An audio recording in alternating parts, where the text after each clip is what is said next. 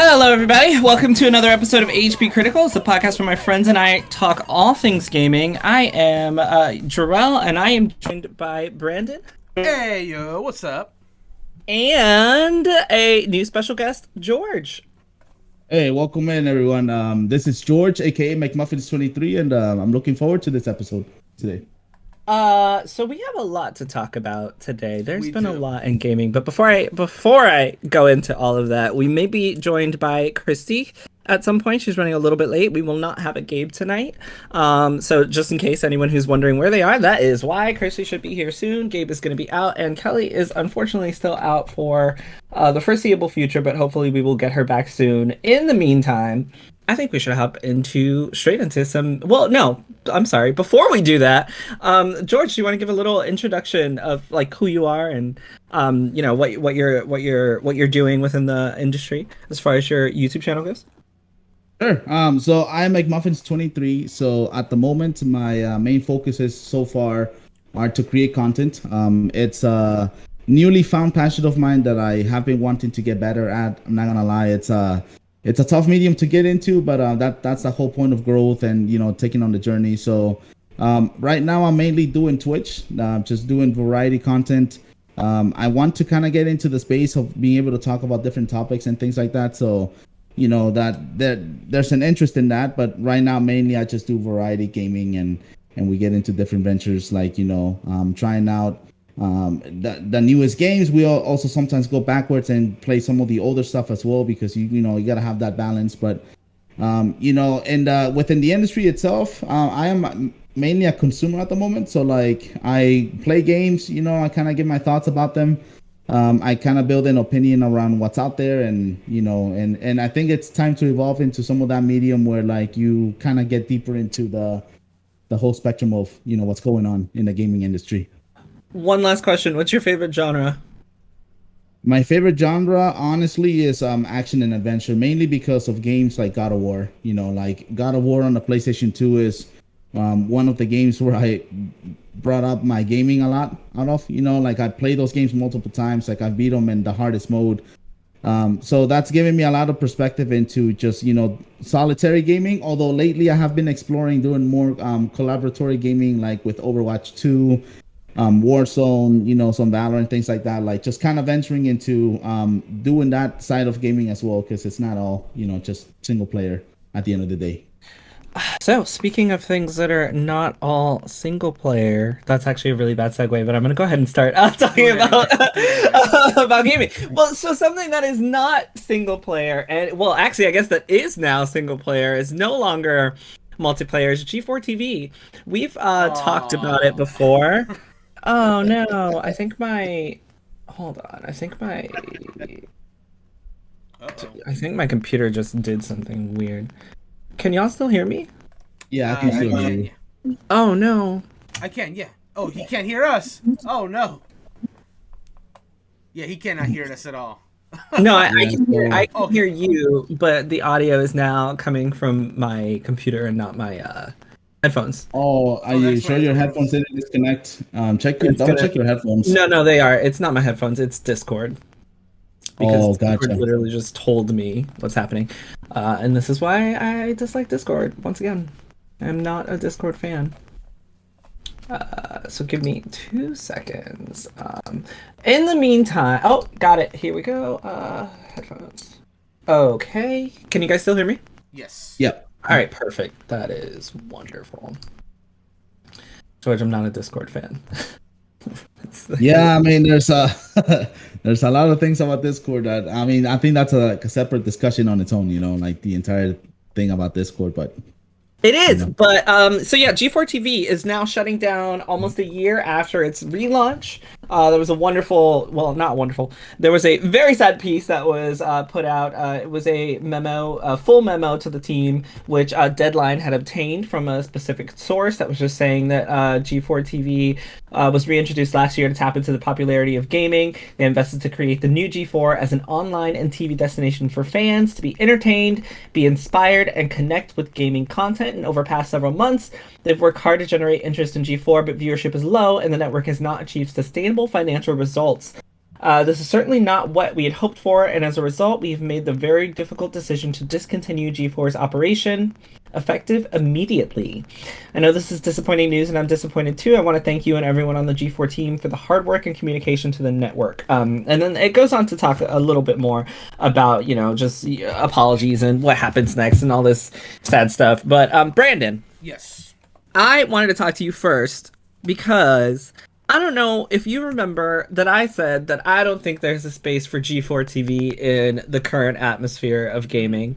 And I was looking to see how well they would do based on that. And we've talked a little bit about how I've been uninterested in the content on, and I don't want this to sound like I'm ragging on them because this is really horrible. A lot of people lost their jobs, and a lot of people, once again in the gaming industry, found out that they lost their jobs via tweets, which is always a really bad thing to happen. But I think basically what I said and I want your opinion on this, and of course George, yours as well, but I think basically what I said is kind of what happened here, and it was just not getting the viewership. It didn't get its placehold in current media, and it just wasn't taking off as it should have, and it just wasn't. It didn't have an identity, I think, is what the issue was with G4 TV, personally for me, and I didn't see it being able to continue on in the vein that it was, and it looks like it couldn't. But what do you think? Yeah, so I've thought a lot about, after hearing this announcement, and I have actually thought about what you had said when G4 had originally come back a year ago. And I, too, was curious to see if it would be able to return in its current form. And obviously the numbers speak for themselves. Like, it says right there on the paper that the viewership was low, and which led to its ultimate cancellation. And thinking about it now, I think the reason why G4 and its programming that it provided was important back in the day, because the internet was still very young during that time. If you really wanted to get some really hard-hitting news on, video game or other stuff in the quote nerd culture, G4 was kind of your main destination. X-Play was very important during the decade that it was active for people who were into gaming and all the other miscellaneous stuff that's attached to it. And then eventually it died. And I think it died because at the time it couldn't adapt to what was the rapidly changing media that was gaming media. More magazines like Game Informer and IGN were moving into YouTube and stuff like that. And unfortunately, a lot of gamers just weren't interested. A lot of gamers cut the cords. That's just how it is, especially in the advent of streaming services these days. So G4 tried to combat that with modern stuff. They try to come back on both TV and YouTube to try to adapt to it. But unfortunately, like I said, I don't think it just... Unfortunately, I think its time has passed. The fact that it revived, it put a valiant effort. There was, as someone who was watching at least the X-Play portion for most of the year that it was back, I can tell you they worked their ass off to try to get some really good content for that website. Reviews, features, unique videos here and there, some skits here and there like they used to do back in the day. But unfortunately, it just wasn't there. It was mostly pandering to nostalgia, but most people, I think, in the gaming industry have just moved on. And G4 was probably was like a flash in the pan for maybe a few weeks after it came back, but ultimately it was unfortunately doomed to failure. It does make me sad. I really was a fan of what X-Play was returning to being, but it just wasn't there. It just wasn't there for the general audience. So, George, before I ask your opinion on the same matter, Nathan Grayson had a Washington Post article that I have not read yet, but he did have a little tweet about it in which he said, quote, "Bigger story on why G4 failed coming soon, but for now, a major theme is failure to acclimate to the YouTube Twitch era despite desperation to fit in. Former employees tell me some major content creators, charge daily rates of $25,000 to $30,000, which was unsustainable. Which makes sense because if you can't acclimate and you're, trying to get people on charging you $25,000 to $30,000 for a day's appearance, you're just not. It's not going to be sustainable. But George, same thing. Do you have a history with G4? And if not, or if so, how does this affect you? Are you sad to see it go? Is it something that you thought was an inevitability? Look, listen, when I was growing up, back in the PlayStation 2, Xbox, GameCube era, it was just amazing to tune into G4 and be able to see all of the content that they had. They had the one show, I forget what the name is, where they provided all the cheat codes. They showed you how to beat the games. They showed you strategies that you could do to try to overcome some of the more difficult areas that they knew needed some help. They had X-Play. They had they had a variety of shows that were just completely oriented more towards gaming, and then they had a little bit of content here and there that they splashed in that also kind of supplemented that, teenager kind of mentality that was, more towards like the gearing of their showing. And then things like Ninja Warrior, things like, like a whole bunch of other shows that had nothing to do with gaming started to pop into G4. And I think that parasite of just sucking off viewership is what eventually drove the platform down.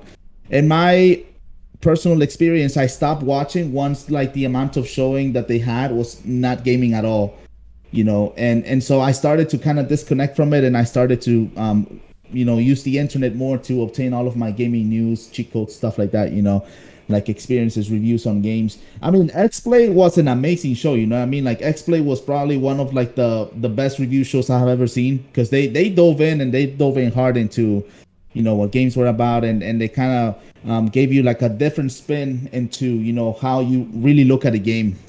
To be quite honest, I didn't even know that G4 came back until like very recently, like 6 months ago or so, where, I mean, I had no idea. When I heard G4 is making a comeback with Kevin Pereira, I was like, wait, G4 is coming back? Like, why would they even try to come back? Like, in today's climate, I think with like the amount of access that people have to the internet, a lot of these shows are completely irrelevant because they rely on people not having that access for them to actually thrive in giving you the news that you're looking for, So it's a similar reason why things like E3 are starting to go away.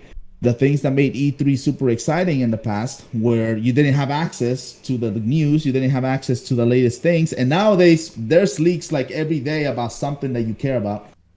And so the necessity for having things like like G4 or at E3 providing you those details, just there's not much of a need anymore. So I honestly can't say that I'm surprised that this happened. And 30 grand for a day of appearance, man, like I need to start upcharging my no, just kidding. Upcharge your appearance fees.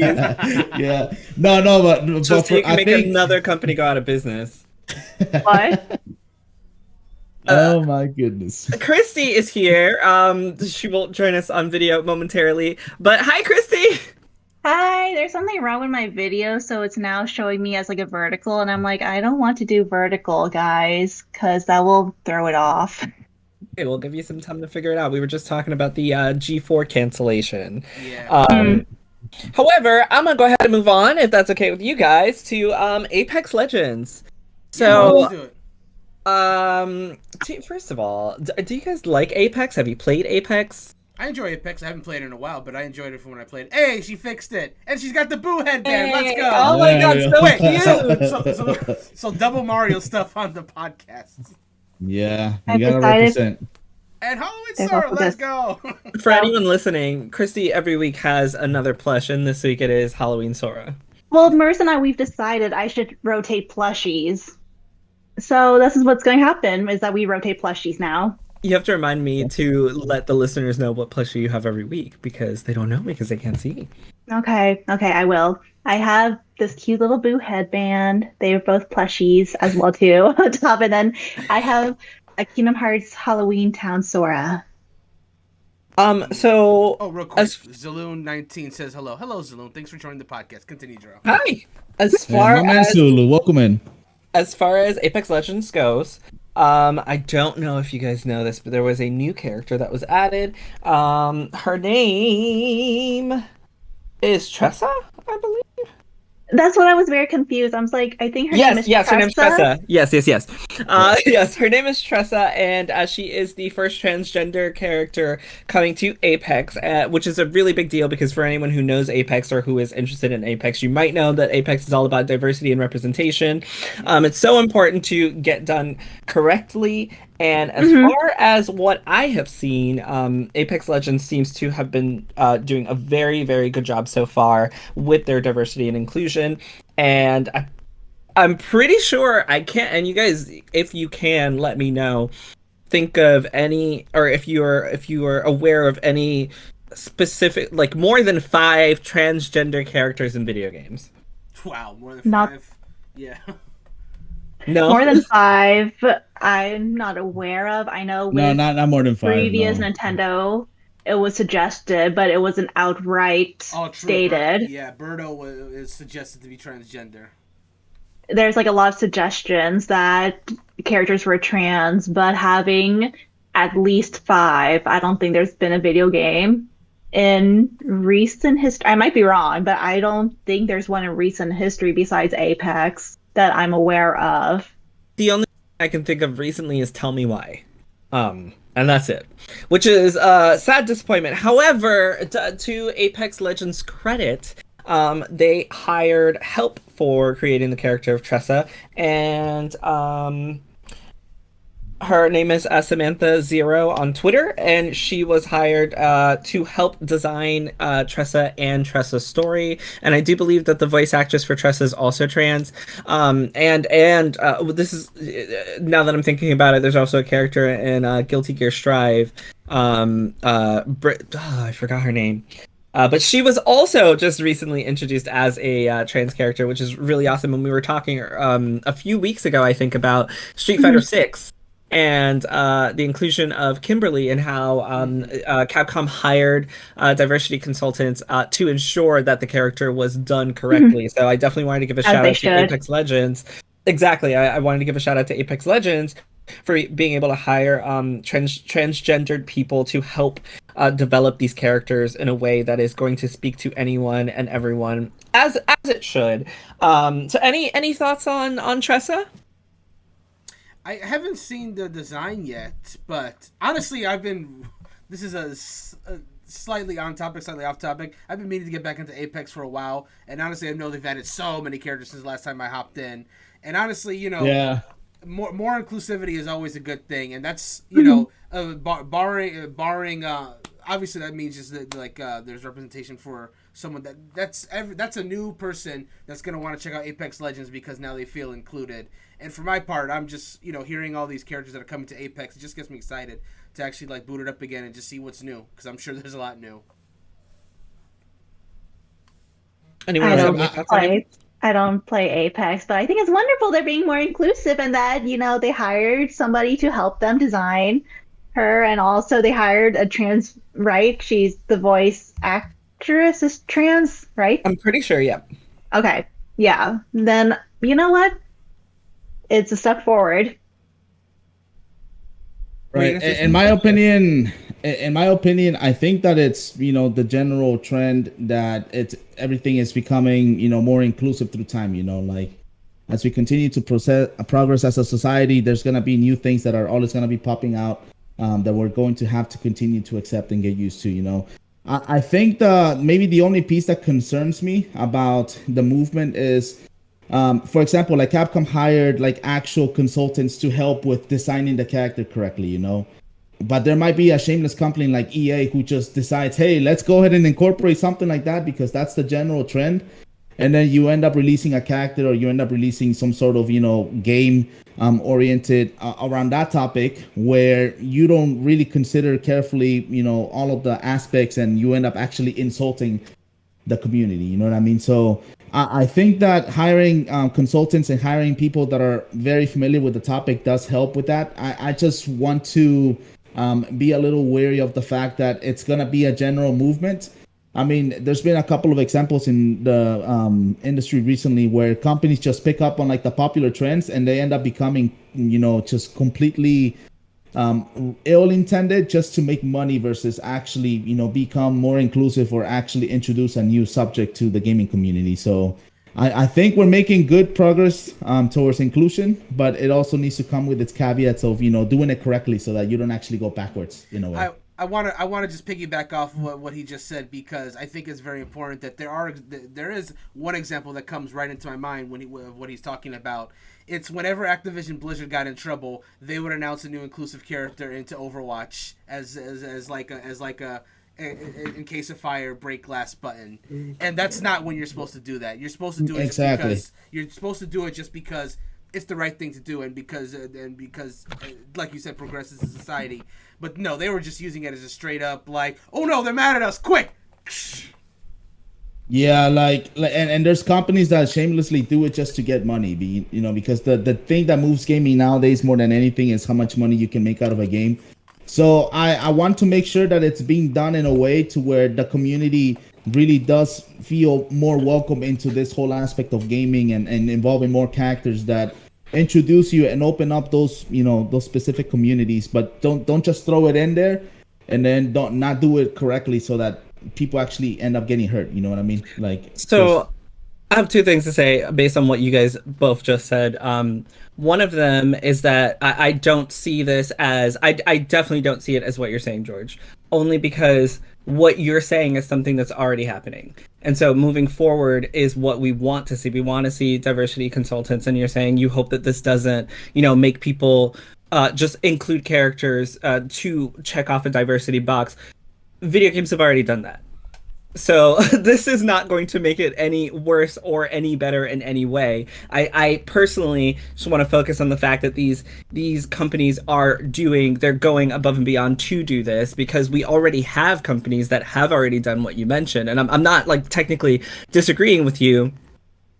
I'm just making the point that you're saying that you hope it doesn't affect other companies in a way that forces them to try to then be diverse, but that's literally something that we're already dealing with. So it's not really like, oh, you know, Apex has a trans character, I bet we should probably throw one in. It's not because of Apex, it's because they've been already doing this, so it's not necessarily something new. And as far as Overwatch goes, I'm not here to defend Overwatch by any means, because Activision Blizzard is still not a great, you know, company. However, I think the point there is not that they design. I want to make the point that I don't think that Activision Blizzard specifically designed characters to post when they're in trouble.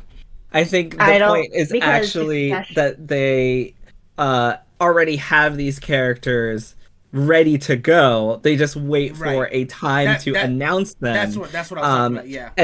And I know that's what you're saying, so I wanted to clarify that, because it's not like they were just like, oh shit, we're about to do something bad. Yeah. Let's design a black woman. I was definitely not suggesting the character created a character on the fly. That's not really feasible. It could also be that it was just coincidental. That's also true. I mean, I highly doubt it, but that's also true. And I don't think that I mean it in the way that like we're forcing companies that, hey, you have to include this content in there because that's the move, and like companies don't want to, but hey, like wow, like we gotta do it. No, what I mean is that there are companies out there that will legitimately just cash in on the grab, and they will do some lazy work to just put something in there to kind of just grab on the moment and try to cash in. You know what I mean? It's not. Yes.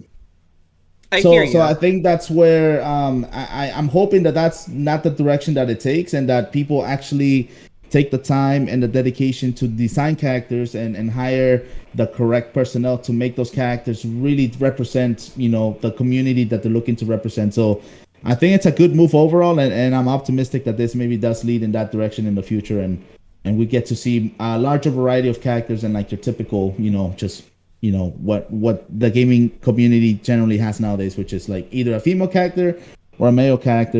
I mean, you gotta expend the outreach, you know what I mean? Yeah, and I hear you, and I understand what you're saying.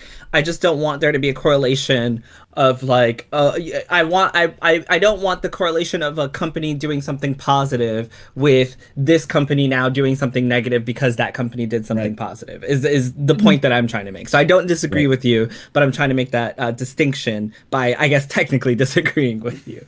And even with Overwatch as well, Brandon, I agree with your example. I don't think it's the best example, only because Overwatch in its prime came out as one of those diversity pushes. Oh yeah. So it's not like they just decided to plan a character, because I guess I don't see it as a good example of what you're saying, although like in the context it is, just because they already have a diverse roster. So it's not like they're like, oh, let's make another diversity one. Like they're already there. Yeah. So I think the point would have been I guess better suited for a game that didn't have much diversity, that decided to do a little bit of diversity, but it doesn't matter, because since we're talking about Overwatch 2, what actually has been revealed, I think we talked last week about the McDonald's Overwatch collaboration. Yeah, it has finally been revealed what that collaboration will involve, and it is a Tracer Lightning skin, which is already available in the game. in a certain aspect. I'm not sure if you can still get it in Overwatch 2 currently, but it is available in the game. So as of right now, it's in Australia, and if and when it comes to the US, we can look forward to being able to get Tracer skins as Overwatch 2 McDonald's treats. How do you guys feel about that? Well, I don't play Overwatch. I haven't really touched it yet, but like, if I could, Kristie says she doesn't play Overwatch and she doesn't, but like she has been known to go to McDonald's to get things if she really wants it, like certain Pikachu cards are maybe in her possession at the moment that she got from a Happy Meal, which I'm not mad about it. Those Pikachu cards are great. I mean, it's giveaways, right? That you're getting, so why not go for them? I mean, I think I'm kind of torn in between, like, did they do it because they actually wanted to give back, or did they do it just to kind of entice more of that movement? I mean, I don't know. George, there is one and only one reason that there is an Overwatch 2 and McDonald's collaboration. What do they want to give back? Absolutely nothing. Like, what? If they wanted to give back to people, they would do what they did, which is give a free legendary skin and some extra stuff, because that's what they're doing to players who had issues with logging in and playing the game in the original upon its original launch. Excuse me. They don't have anything to give back. But what I was hoping for, which nobody said, so I guess I'll say it. Yeah, take it away. This is the most disappointing Happy Meal present ever. I already have that skin. I don't care. You guys brought up Pokemon. Pokemon gives me Pokemon cards. Like, yes, I will go buy a Happy Meal for Pokemon cards. Cute Pokemon cards, and they're cute. This Tracer skin is probably my least favorite. Number one. Number two, why would anybody go buy a Happy Meal if you already have the skin? And number three, where are the toys? It's not a toy. What do I get in this McDonald's Happy Meal? A card with a code? Nobody gives a crap about that. I mean, honestly, I feel like the toys designed around the actual game would have been a much better way to get people. That's what I'm Overwatch. saying. Yes, Yeah. throw some Maybe heroes like in there. minifigures. Yes, there's some minifigure heroes in there. It's That's the reason why Amiibos have done so well. They have. Oh my God! Can I? I'm sorry, Brandon. Really quick. Sure. Amiibos. Everyone knows I don't buy Amiibos. I don't have any.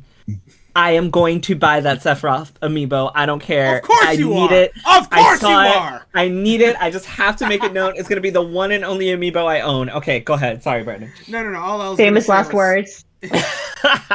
There is that Sora amiibo that hopefully will come out soon. So that might. Oh my God! That might be the second. That might be the second one you own. That's fine. I'll have two. You'll have to select between one or the other. Hey, I'm surprised you also don't have the cloud ones. Cloud is Cloud. There's enough Cloud going around. I would have a Byleth one, but no female option. Female option, yeah. Anyway, my question was going to be, I don't know if anyone here knows this, but I'll ask anyway. What's the obviously Overwatch is a very popular game, but the question I have is, do a lot of kids play Overwatch? I imagine with Overwatch 2 being a free to play, that ratio will change drastically, because now you can just try it regardless.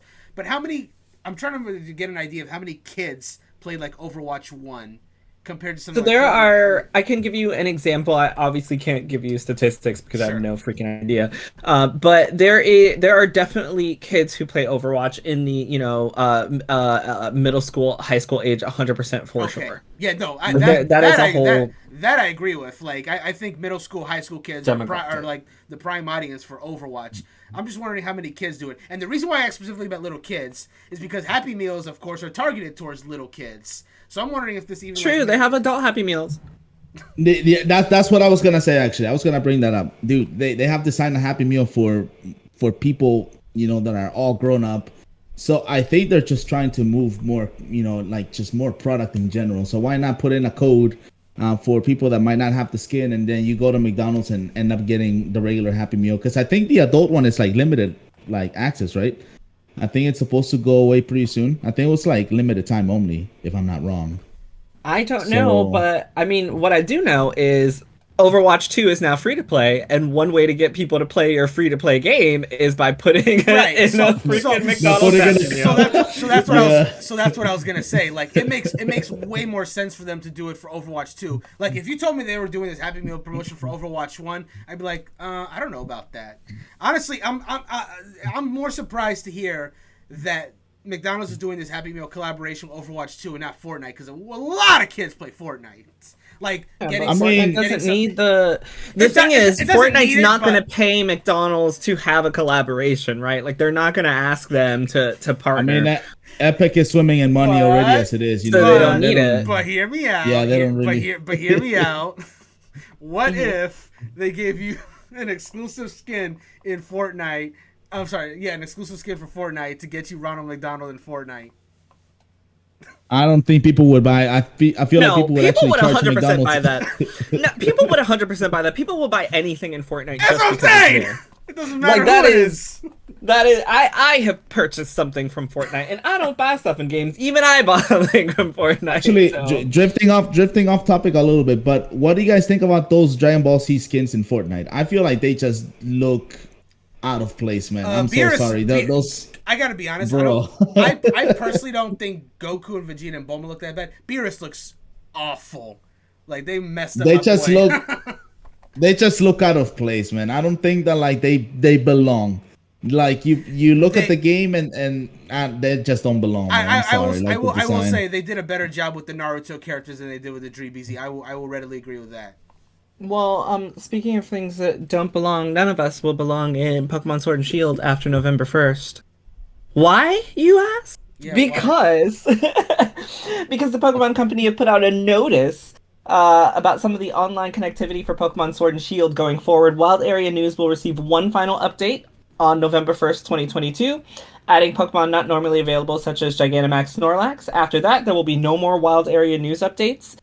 And Battle Stadium will no longer update with the ranked season after November 1st. The results for the ranked season will also not appear in Pokemon Home. There will be no further online competitions. Friendly competitions can still be run and played, but they won't be displayed in Pokemon Home from December 1st. All YCOM features and other online features will continue to be accessible. Okay. You had me worried there for a second. When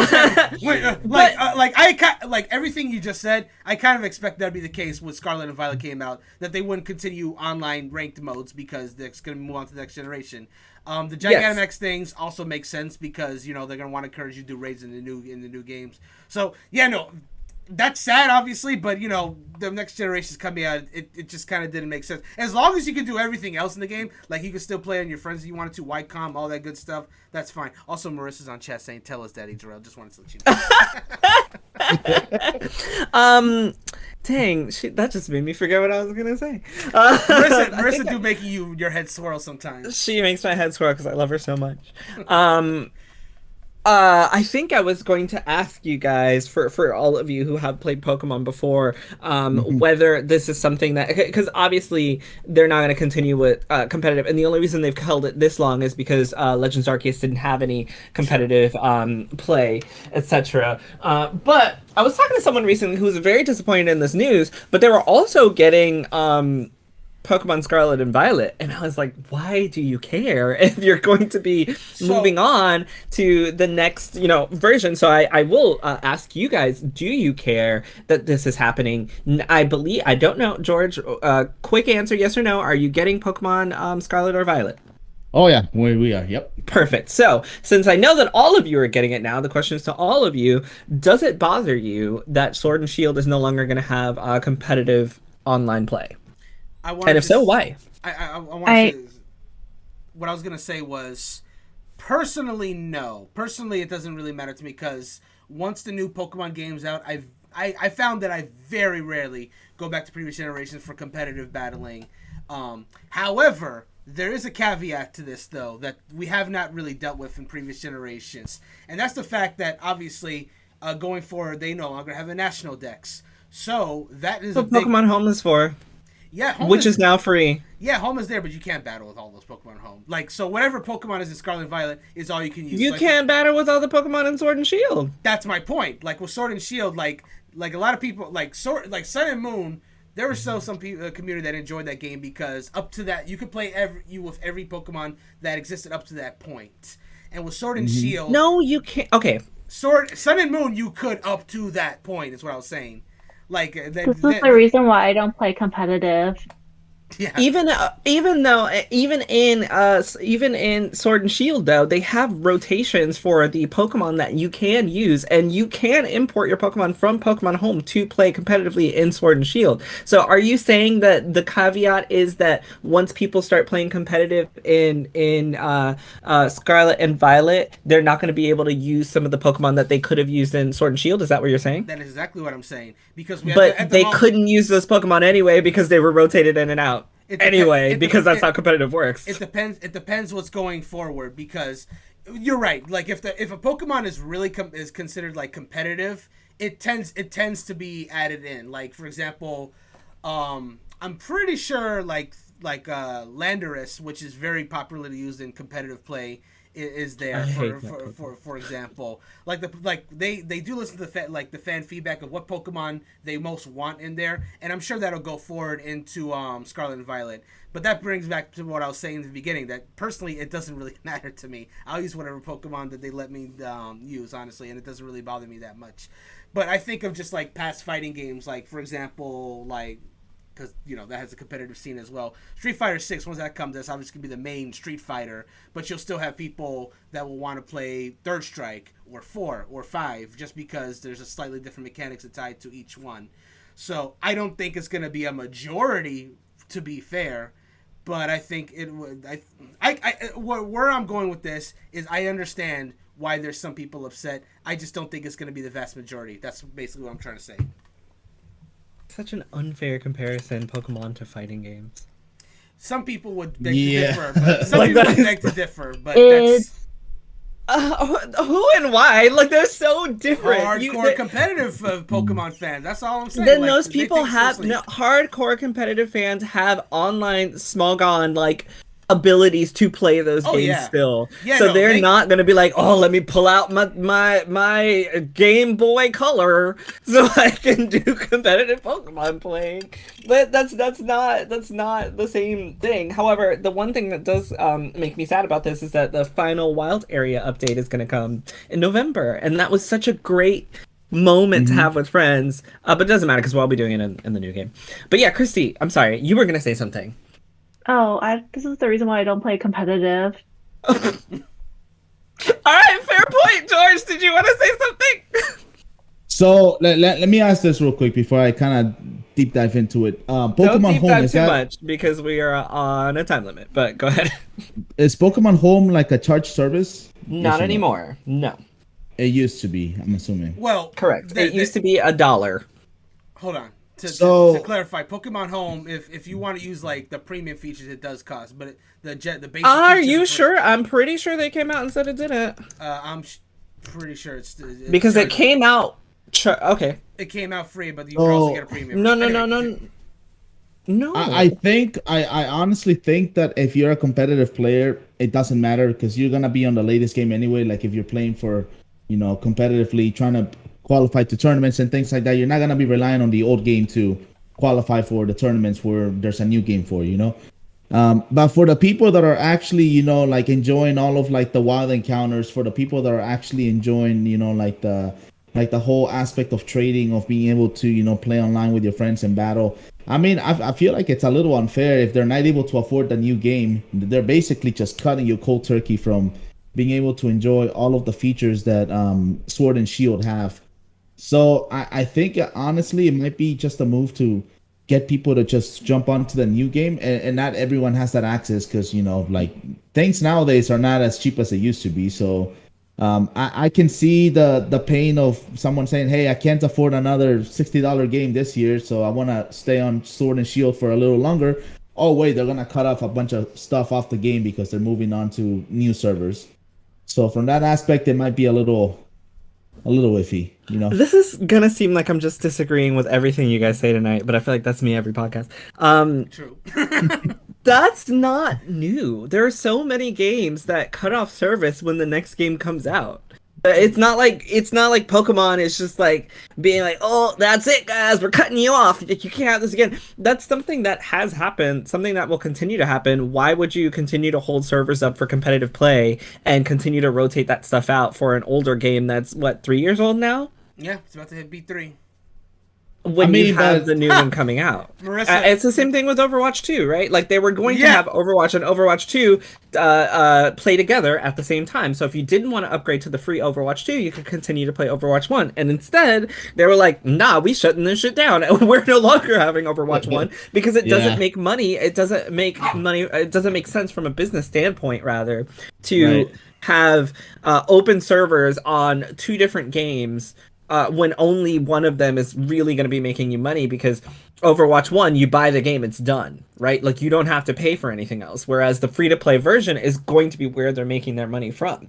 Pokemon, you've already bought that game 3 years ago. They're not making money from you not buying this game that you're still playing 3 years later. So you're going to have to, get with the times and move on. And I hate saying that because it sounds like I'm just like, oh, everybody has money to go buy, because I don't believe everyone has money to go buy the new game. I think we're all fortunate enough to be able to purchase it, hopefully on day one, but that's not everyone's situation. And yes, it is going to be an issue for someone who does want to play the game but can't because they can't afford it. However, it is unfortunately an inevitability that these things happen in video games where servers are shut down as people move forward. It's true. Oh, by the way, Jerel, I just want to point out that, as usual, you and Marissa are in sync, because right as soon as you brought up Overwatch is around the time that she put Overwatch out the whole first game. And she also brings up a point as well, saying some kids gotta wait until Christmas with no Pokemon. That's also true. I know friends who are waiting until Christmas or birthdays to get this game. They're not getting it day one. And honestly, it's a Christmas game. But I'm gonna say this: for Pokemon being known for the replayability that it has, for these moves to start becoming the norm for Pokemon, it's a little odd, is it not? No. Not at all. Well, Sword and Shield's like the first that had a dedicated ranked within game, wasn't it? Mm-hmm. Within the game, yes, it was. Okay. But it's not odd for them to do this because they're moving most of their servers over to the newest game. Mm-hmm. Because the reason it's not odd to me is because when you're hosting ranked competitive play, everything is going to move forward, right? So when you go to Pokemon VGC, when they're playing ranked competitive play, they're not going to be playing Sword and Shield ranked competitive play. Mm-hmm. Specifically with Pokemon, this isn't new to me at all, because every new Pokemon game, there's a new mechanic. We can't continue to do Gigantamaxing when we now have Terastallizing, right? So you can't hold a competitive game to 2 separate standards. I can't just be because even with Gigantamaxing, even though every Pokemon can do it, there are certain Pokemon that have different appearances and different moves, and with Terastallizing, that's also going to be different. So yeah, it's not surprising to me at all. Of course, we're going to have to move forward because it likens itself to whatever that new mechanic is for that new Pokemon game. So to me, it just makes sense. I'm not saying that it's not unfortunate, but no, it's not confusing to me. It totally is the next move, and I guess it's because all other video game companies do it anyway. But I'm rambling and I want to move on. Is there anything else on this before I move on? There is something that I do hope that happens. I don't think they will, but it's something that I would really like. This came to mind because I've recently been watching the Pokemon anime with my nephew, trying to catch up on it. And because the current season of the anime is not based on just Galar from Sword and Shield, but it's based on all the regions, it's meant to be a celebration of the whole series, they added an anime-only mechanic where you are allowed to do one of the 3 things in a battle. You can either Mega Evolve, you can use a Z move, or you can Gigantamax, but you can only do one of the 3. I just think it'd be cool if there was a game where, an official game to be clear, where you could choose which one of the mechanics that you wanted to use for the battle. Yeah, no, I know you're smart, because if you go on to a certain website, you can do all that stuff, and it's similar to the anime. You can only do one per battle.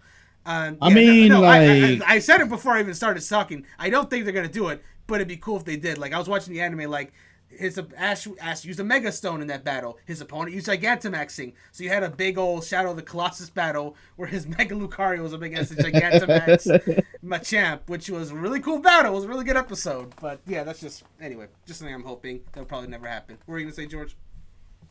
I was just gonna say, like, I mean, Smash Bros. Did it where they incorporated every single character, like, in their entire history, like, in one game.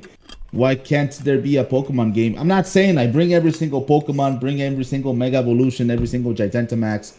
Why can't there be a game where you introduce all the mechanics into one game and just limit the Pokemon that you have in the game so that it's, I mean, it's an idea, but oh my God, that George, would be an interesting. There are two very big issues with that. One is that everyone's already mad there's no national dex, and you're saying limit the Pokemon even more. People are gonna riot if you limit the Pokemon limit the Pokemon. He's going to start a riot. They riot now. Like limit the Pokemon that can like Gigantamax or that can Mega Then you run evolve. into the issue that you had with Mega Evolutions, which is now everyone has to have the same type of Pokemon on their team because only these type of Pokemon can do that, and that was an issue with Mega Evolution, right? Like you had to have Garchomp, you had to have. But that's the meta in general, though. Like that's every game out yeah, there. That's a meta. That was the no. That's not the issue with Sword and Shield because every Pokemon in Sword and Shield could Gigantamax, that changed things. And now we're moving on to Terrassalizing where every Pokemon can also Terrassalize. So it's not going to be the same issue anymore. You can have whatever Pokemon you want. Hold on. And also, Terrassalizing is broken. So no, you cannot have Terrassalizing and Mega Evolution because I will just change my Pokemon into a form that can ignore all your issues and move on and beat you. Go ahead, Brandon. What I was gonna say was the overall the gimmick mechanic has evolved, has not pun intended, evolved over as we went on. With Mega Evolution, it's exactly like you just said. Only certain Pokemon could do it, so it altered the meta of what Pokemon you have in your team. There are Pokemon you would not put in your team if it like Beedrill. Beedrill had a Mega Evolution. You would not put a Beedrill on your competitive team. Yeah, otherwise, Beedrill is trash. if it didn't have the Mega Evolution. Just an example. Z-moves, that was slight improvement only because it was a move and certain Pokemon could do unique Z moves, but also any Pokemon could just Z move even if it wasn't like a unique one. And then with Dynamaxing specifically, every Pokemon can Dynamax. Certain Pokemon can Gigantamax, which is the difference there. Like the unique form of like doing like a Gigantamax. It's like like they have like a specific certain Pokemon physical can, change, but every Pokemon can Dynamax at least. But I mean that there's a reason why there's a meta for it, and even though every Pokemon can Gigantamax in the game, like when you go to a competitive scene, there's like a specific list of Pokemon that people take. I mean, that's just the reality, of course. What I mean? Yeah, of course. But that meta is specifically affected by sometimes, in the sense of Mega Evolutions, it is going to be affected by the Pokemon that can do that thing, which is Mega Evolution. Yes. So when you limit it, people are going to be very upset. But you know what people are not upset about? What are people not upset about? The Silent Hill transmission that came on today. Did any of you see it? No, I gotta catch that later, man. I wanted to see it, but I couldn't catch it. You are about to be spoiled. I apologize. You are about to be spoiled with everything. All right, Chad, go ahead and mute real quick. If you haven't seen it, just mute. I mean, hey, if you're watching, we do gaming news for the week. I apologize. The Silent Hill transmission included a Silent Hill 2 remake. Yay! Game Silent Hill Townfall, which is a new spin-off developed by No Code Studios and Annapurna Interactive. It is a new project that will be unique to the Silent Hill franchise. Then there was Silent Hill 1, another new spin-off announced, set in 1960s Japan. It is a narrative-driven spin-off that'll be written by acclaimed Japanese writer Ryukishi07, who created visual novels like Higurashi and Umineko. The spin-off will juxtapose a beautiful and terrifying world and focus on psychological, supernatural, mysteries of Silent Hill. There's also Silent Hill Ascension, the most unique announcement possibly that Konami announced with Silent Hill Ascension. It's an immersive project where participants around the world will control the characters in a new Silent Hill story. It's basically a Let's Play Pokemon version of a new Silent Hill story that will be live on multiple platforms. Wow. There was also Return to Silent Hill. The director of the first Silent Hill movie is making a third movie in the series with Return to Silent Hill. There's also Silent Hill F. There was a lot. That's a lot of Silent Hill. More than there was expected. A lot of Silent Hill. Any excitement? How do we feel about Silent Hill? You don't care. You do care. Tell me. Konami's it's too bad. spooky Konami's for good. me. Same. I won't be playing any of this. It's too So spooky for me, but I hope that the Silent Hill fans are happy with these announcements, and that's all that matters is that they're happy. Mm-hmm. I'll say this much. People who know me know that I play very few horror games. It's just not my preferred genre. Yep. Yeah, George knows. He's known me forever. He knows that I don't play a lot of horror games. But Silent Hill is something that I've always been, let's say, curious about. There's been one game in particular that I've always wanted to see if I could find it. That's called Silent Hill Shattered Memories. It was a retelling of the first game for the Wii, and just the way that game told the story, and I got very good reviews. That's the one Silent Hill game I've always been interested in trying out. But I've also been curious about 2 because that's considered the fan favorite of the series, and that's one of the ones getting remade. So I may very well check this one out because I would like to give it a try. That's the origins of the cult favorite Pyramid Head, for example. So people want to know where that's all about. You can play Silent Hill 2 for the first time. I know I never wanted to play those HD collection because I heard they messed them up, so I never wanted to touch those. But no, that's pretty much the only thing I'm interested in is the Silent Hill 2 remake because I heard good things about 2. Otherwise, the series has never really gathered my interest. So I'm going to mostly echo what Kristie just said and just I hope the Silent Hill fans are happy. And you know what? They should be because this is from 4 or 5 Silent Hill announcements when we went for maybe almost a decade with 0 announcements. After the PT demo, you had nothing, basically. Right. That was the first hope people were going to have that there was going to be something new Silent Hill, and then we all know how that turned out. So now that there's actually something coming in the series, I think fans of the series have reason to be excited again because, boy, they've been starved for a while. So get your food, people, when they come out. That's a lot of stuff. That's a lot of Silent Hill, man. By the way, Brandon. Yes. What? One last thing. Go ahead. Yes, one last thing. The movie. Hope it's good. The movie. I've heard mixed things about the movie. Okay. That's it. Yes. So for me, honestly, I was never able to get my hands on Silent Hill because I had limited access to getting games. I mean, we were not like the wealthiest family, so we were only able to get the games that we could and play those games, So for me, Silent Hill 2 Remake is a new game. I have never played Silent Hill 2, the original, so I'm excited for that. I'm really hoping, these guys have already said that, the community is happy because we have not heard Jack for, years, maybe even, a decade since we've heard anything about Silent Hill. And honestly, the latter games in the series were just garbage, so I'm really hoping the Silent Hill 2 goes back to its roots and the remake actually just brings it up to a standard that we have today, but it still keeps that essence that made Silent Hill good to begin with back in the day. So I think honestly that's about the only thing that I'm excited for. I would have to see the details on it and see when it's gonna get released, but yeah, Silent Hill 2 remake is probably the only thing that I'm excited about. But hopefully the community is vibing with all these updates and all these new upcoming releases, and Silent Hill gets revived. It's been dead for a while, so it needs a revival.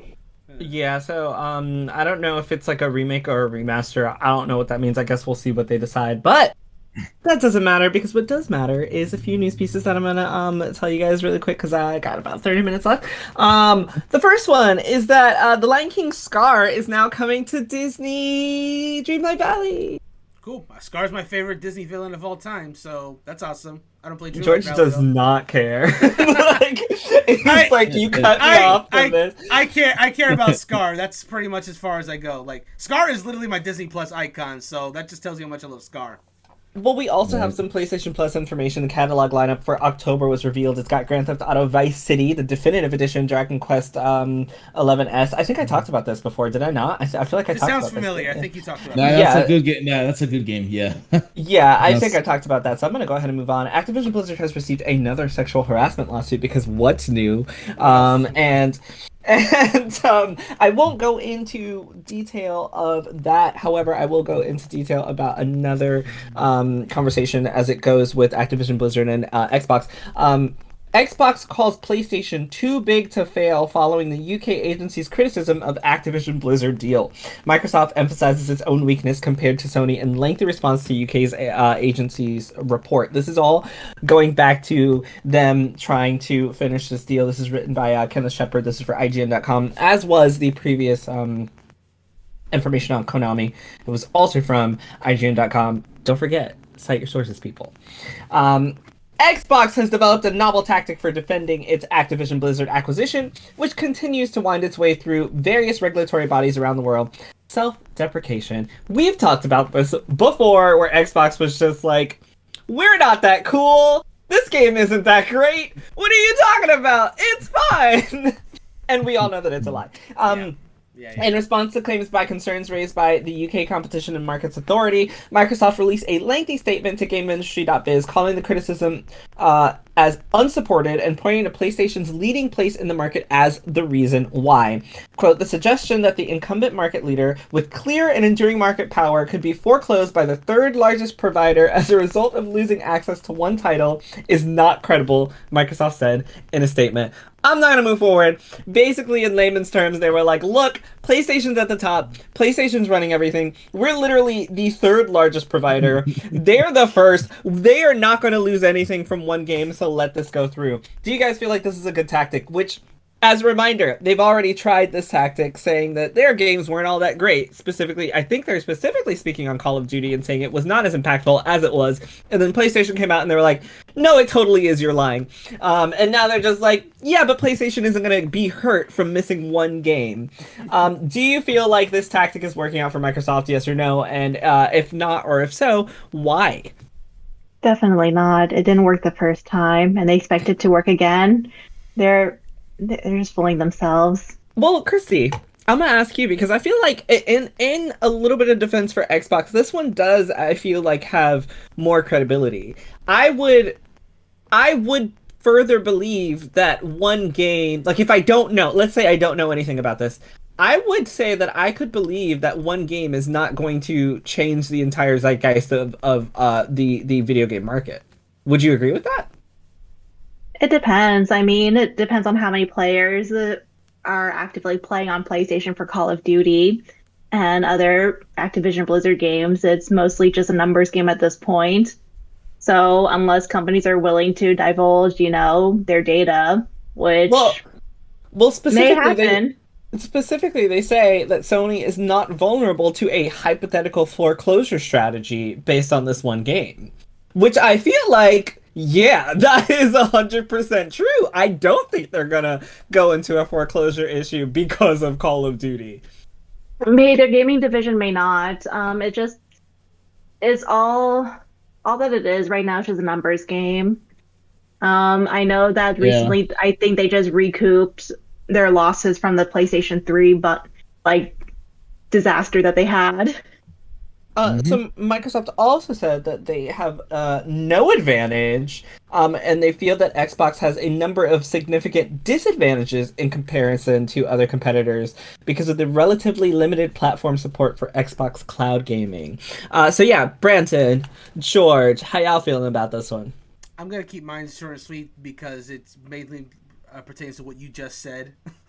I just find this whole thing hilarious because it just sounds like Microsoft's like going to Sony's like, can we just have this one dub, please? Can we please just have this one thing, please? We're paying a lot of money for this. To further your point, Brandon, before you go, George, to further your point, Brandon, there's another quote I want to read from this. Oh, please. It says, Xbox as a platform, which is in last place in console, 7th place in PC, and nowhere in mobile game distribution globally, has no incentive to do this. Instead, its incentive is to encourage the widespread adoption of cloud gaming technologies by as many providers as possible to encourage the major shift in consumer behavior required for cloud gaming to succeed. Yeah. Basically, they literally were like, look, we're in last place in consoles. We are 7th place. We're behind PC. We've got nothing. We just want to focus on, and it's very interesting. The reason I also wanted to bring this up is because they do say they want to focus on cloud gaming and get that to succeed by being able to allow the masses to cloud game essentially without having consoles. They've moved on to that whole thing where you can start up Xbox games on your Samsung TV. You don't even need an Xbox. And also, their push for PC and Game Pass is moving away from that. But yeah, George, your turn. Anything to say about this one? I'm also going to keep it short and sweet. Just play the world's smallest violin for Xbox because they're honestly sounds like complaining to me, please just let us get this one opportunity to catch up to the bigger platforms out there. Honestly, Xbox has been behind for as long as I can remember. The Xbox One was, in my opinion, like the biggest disaster that Microsoft has had, and they're trying to catch up, So the Call of Duty deal, I think, allows them to kind of be a little relevant again, but it's literally just world's smallest violin, music playing in the back while they're making all these statements, just trying to stay relevant. You know what I mean? That's so interesting because everyone else on this podcast has said that PlayStation needs to stop being mean, and you said that Call of Duty is Microsoft is the problem, and they need to stop complaining. But literally, Brandon and Kristie were talking about Herman Hulst and how mean he was and how he shouldn't be so mean to Microsoft. And you're just like, no, Microsoft is the problem. They're complaining too much. They need to get over it. Let me bring this pointer. When the Xbox 360 was crushing the PS3, did Microsoft slow down at all and say, let's stop being mean to the PS3? I mean, it was a grind machine, man. The 360 was a grind machine. But the point of this is not that. Like, it's not about selling consoles. It's about trying to acquire Activision Blizzard. So they have to make themselves look, like this is not going to cause failure in the gaming industry if we acquire this huge studio. So it's much less like we aren't that good. It's more like we need to get this acquisition. It really is just them talking crap about themselves so that they can get this deal gone through. Like, it has nothing to do with what they really believe. And that's what I'm saying. Like, they're basically trying to play the world's smallest violin to make themselves seem like they're just at a disadvantage, when in reality, like, I think this generation might be like the closest I've seen in some years, just in terms of like a race to race between the different major platforms. So it might just be like a strategy to soften up, like, people's warm spot in their heart to just approve the deal. But I mean, we'll see what happens, They've also said Xbox claimed that Sony has chosen to block Game Pass from PlayStation while protecting its own first-party game. That was another very interesting point from here. I had no idea that they had even offered Xbox Game Pass or Game Pass in general on PlayStation. Is there a Game Pass on Nintendo Switch that we need to be aware of? Well, we did see that Xbox Nintendo cloud game crossover thing a little bit ago. So maybe it's in the works. Who knows? I don't know. I don't know at this point. Netflix has announced that they will be creating an ad tier plan, with a price of $6.99 per month. They're going to have the basics with ads, which is not going to include every show. It's going to be $6.99. Then they have the basic for $9.99, premium for $19.99, and the standard for $15.49. Do you guys think, because, Netflix was talking about how they lost so many viewers and blah, blah, blah, and they keep increasing their prices. Quickly, do you think that having a base ad version that is cheaper but does not have all of Netflix is going to help them in a way? So if it was just ads, it might have actually helped them. The fact that they're gutting their own amount of programming you get with the lowest tier is gonna, I think, do the opposite for them. Because some people don't mind ads, but they do mind having a show. Bro, I mind ads. Yeah. So well, some people don't. Some people don't mind ads, but some people will mind not being able to get the show that they want on Netflix just because they're not on the higher tier. That's it, basically. Yeah, I mean, what's the point if you can't watch the show you want to see? Go ahead. I'm just wondering, what's the general move with including ads in your programming to try to make more money? Because they get paid from ads. No, but I mean, do they not realize that ads actually pushes off your audience more than it would just to, try to strategize with a more balanced plan output out there? Disagree with you again. I see why they're doing it though, because I see George's point. I see your point. I just disagree with you. Yeah, I see his point because ads do push away a lot of people. They don't want ads in their programming. Period. But at the lower price tier, there are some people that could get it that otherwise wouldn't have. But like I said before, if what you want to watch is not available on that tier, it don't matter. You're still not going to pay for it, and it means nothing. So that's my entire point. The fact that the programming is also going to be limited too is what's really going to gut punch them, and it's going to have the opposite effect. If it was just ads, but that's not what's happening.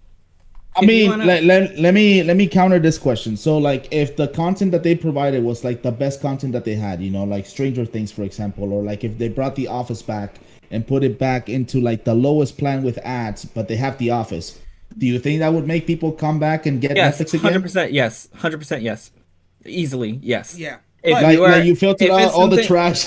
Yes. Yeah. No. Because and I'll give you a very quick example. Crunchyroll, right? People watch anime on Crunchyroll. Does everyone have a Crunchyroll plan that they're paying for? No. Do they sit through those ads to watch their favorite anime when it comes out? Yes. It's gonna be the same thing with Netflix. Do you want to watch Stranger Things with everyone else? Yes. Do you want to pay $15.99 to watch Stranger Things? No. Will you sit through 2 or 3 ads per episode? Hell yeah. Go get some coffee or popcorn in the meantime. Watch that and then not pay as much. Of course it's going to, especially because the economy is so trash right now. It's really hard to shell out $16 a month on shows, because also you also have to think like how many of the average people are watching all of what Netflix has to offer. A lot of people are only using Netflix for what they want to see. So if I could pay less, so if I could pay less for only what I want to see, because I'm paying $15 to watch 3 shows, like that makes no sense. I would rather pay $7 to watch my 3 shows with ads in the middle. So yes, I do think that people would come back,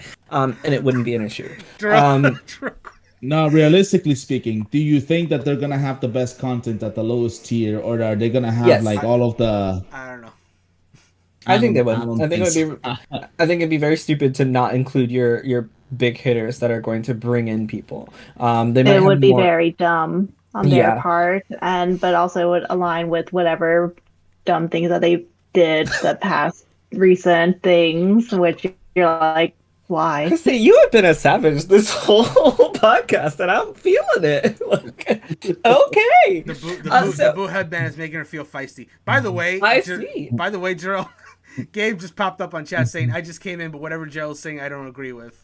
Of course he doesn't, and that's why he's not here tonight. And Marissa and Jerel Marissa and Gabe are having it out on chat, but you can continue.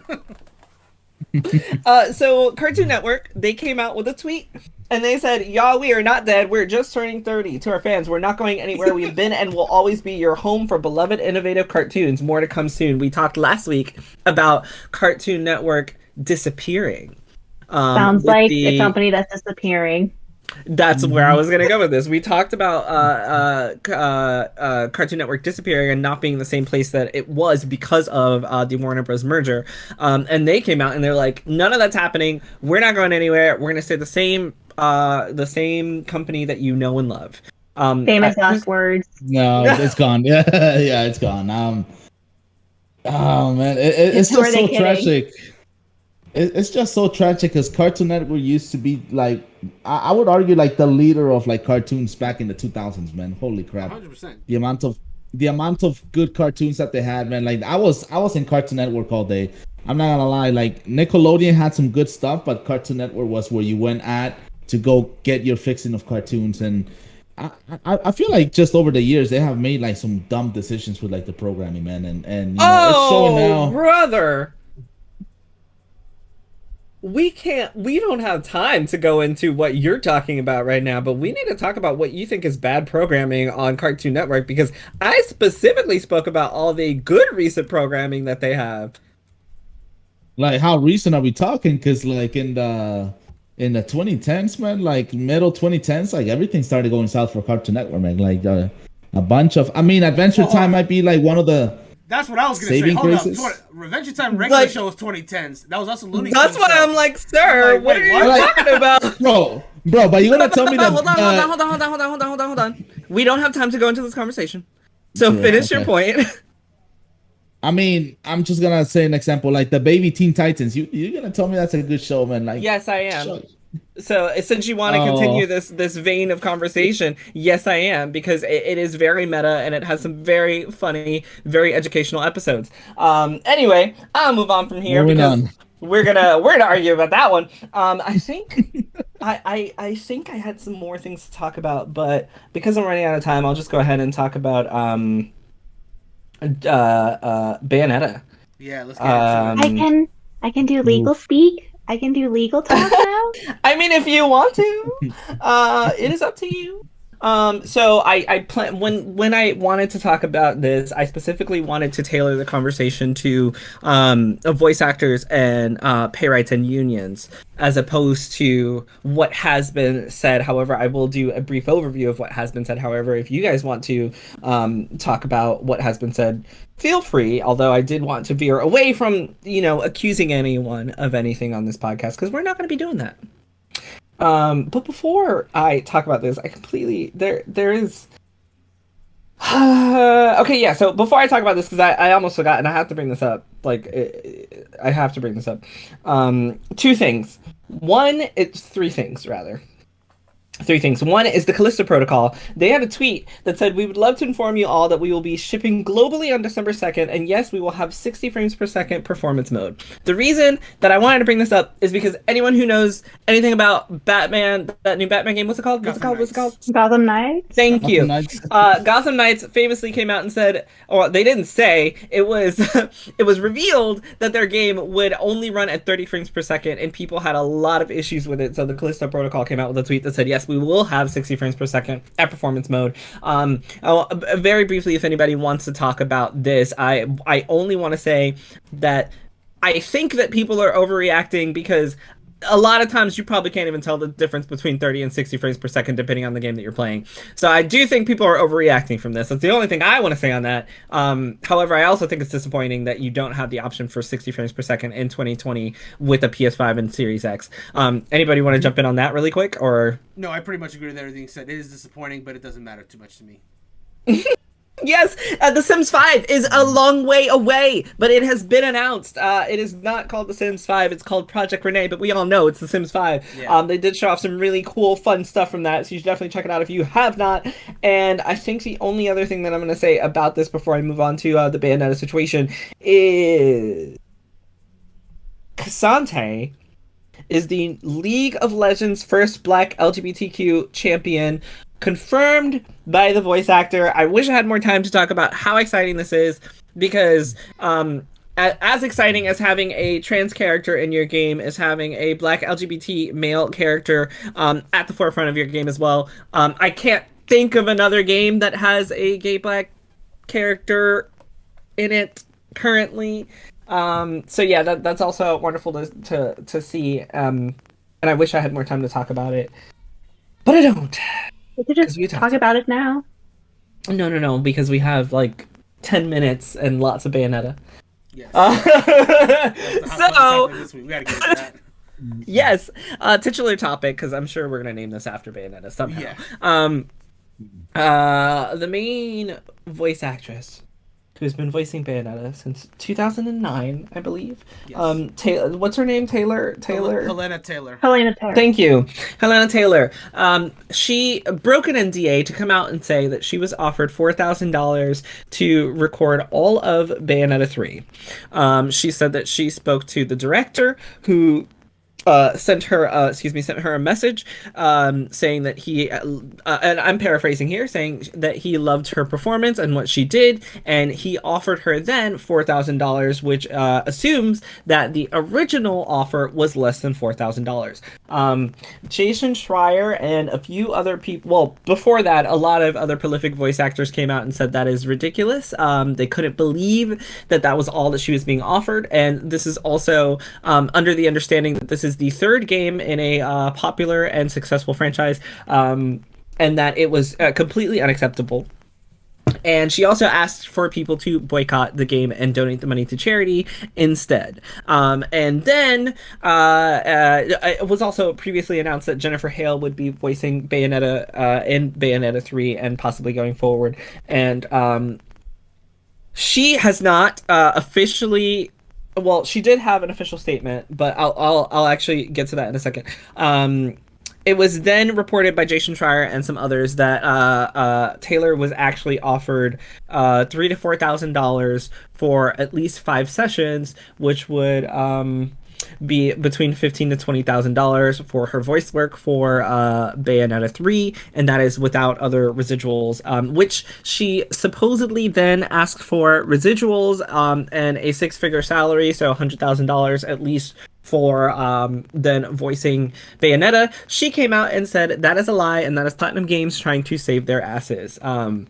She also said that she wants to put this all behind her and continue her career in theater, was also what she said as well too. She just wants to put everything behind. Keep going, sorry.